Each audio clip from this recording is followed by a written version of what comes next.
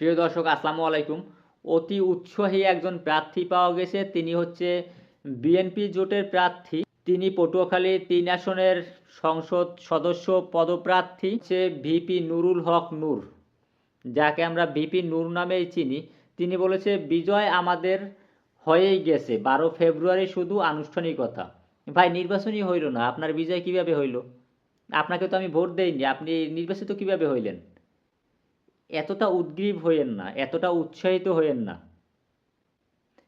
সর্বশেষ যে জরিপটা হয়েছে আপনি জরিপটা দেখছেন?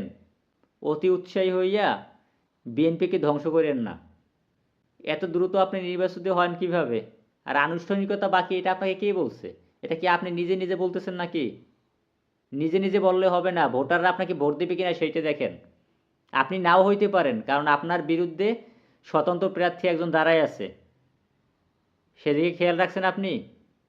আপনি নির্বাচিত হয়ে গেছেন, এত সোজা? একটা ইউনিভার্সিটির ভিপি থেকে ছোট একটা দল করে বড় একটা দলের সাথে জোটে গিয়ে আপনি এত তাড়াতাড়ি নির্বাচিত হয়ে গেলেন? এ ধরনের আজে বাজে মন্তব্য থেকে বিরত থাকেন, আগে ভোটটা হইতে দেন। সর্বশেষ জরিপটা দেখেন।